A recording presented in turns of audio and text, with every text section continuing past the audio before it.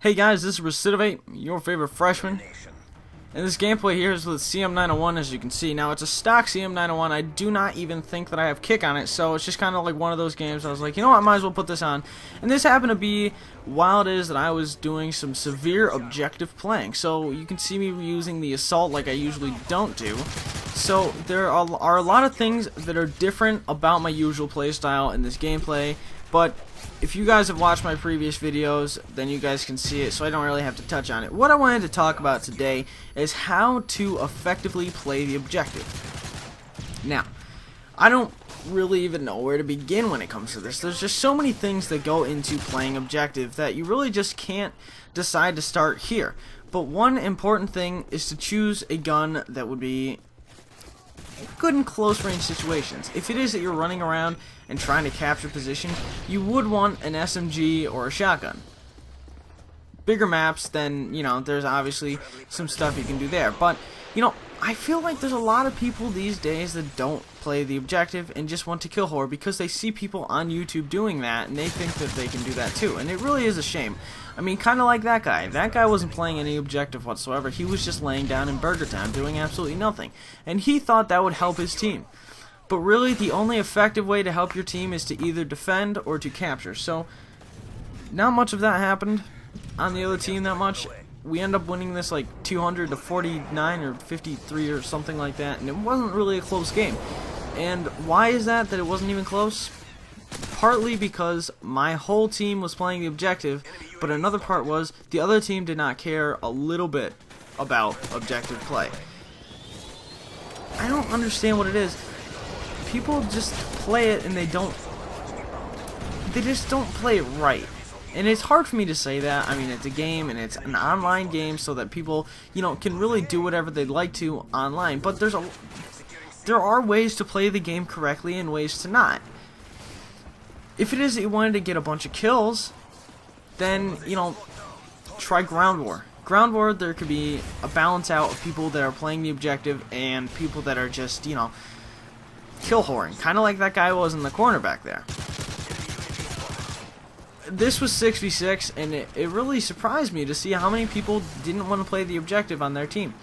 As you can see, I mean, we have two positions, and we could easily just go up and take C, and no one would stop us. But the only thing is, we did want to keep this game going at least a little bit, see how many kills we can get and stuff, because we knew these guys weren't the best of players. So as you can see, with my assault, it's a different assault kill streaks than I'm used to. I'm using the Pred, the Precision, for no reason, and the AH6. I don't recommend those. They are good in certain situations, but I'm not a huge fan of them myself. The Pred is good, and the AH6 is good, but with the Precision, I just don't think it flows correctly. I just kind of had it on, like I said, I didn't really know what I was doing. To be honest, when it comes to objective play, I'm not the best. However, I am very high up in the Domination leaderboards because it is that I play Domination just about all the time. Recently, I haven't been able to. My connection has been very, very bad lately.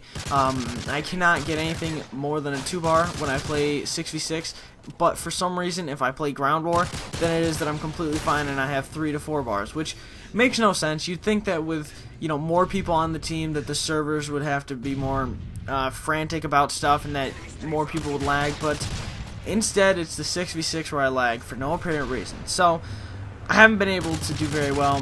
My last clan op, I actually had to leave a little bit early because it was just that bad and I couldn't get anything going. So, you know, my connection has been very iffy lately.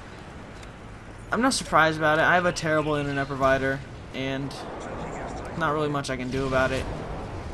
But I'm doing my best here to keep bringing gameplays, and there's no way that I'm going to stop bringing gameplays. I will always find a way to get gameplays and stuff, but you know, there are just certain situations, I guess, where, you know, stuff just doesn't work out. So,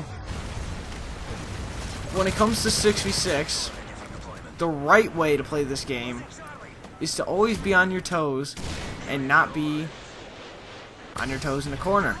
You know, running around and playing objective in 6v6 is ideal. Because, first of all, people think they can kill horror by spawn trapping, and that doesn't work correctly in 6v6. Ground War is more capable of more people being in the spawn, Whereas if one person is in the spawn in 6v6, then they will flip. However, you can have 1 or 2 people in the enemy spawn and they won't flip on ground war. So the best way to play 6v6 correctly is to play objective. And I find that, like I said, objective works for close range guns and assault kill streaks. Basically, when it comes to objective, I don't mean going out and trying to capture every single flag, but basically you capture at least 2 flags for the beginning. That way you can get at least some kills. And then, you know, after you think that their spawns might be switching, or that they're just trying to camp their spawn to break up the spawn trap, that's when you hit them with the next position capture.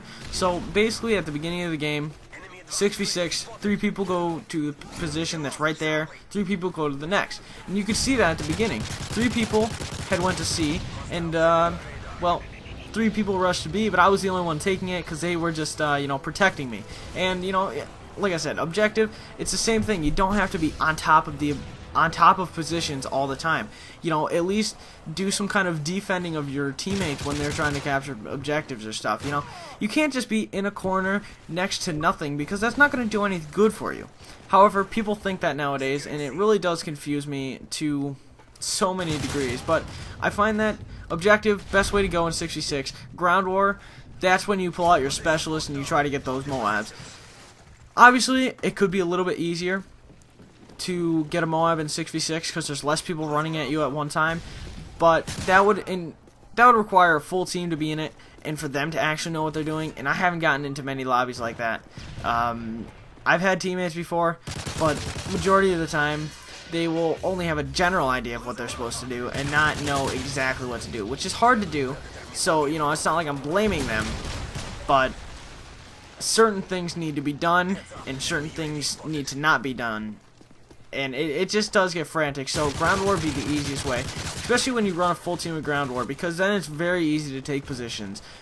You know, you can have your entire team rush onto one position, and then you can have your one guy that's right in their spawn completely spawn trapping, and then, you know, they have their teammates run vests and everything. So it just makes it's very easy to get the MOABs in ground war compared to 6v6. And no, I did not just say it was easy to get MOABs. I did not say that whatsoever. But I do hope you guys enjoyed this gameplay, and I really do hope that you guys like this video enough to give it a like and maybe even subscribe.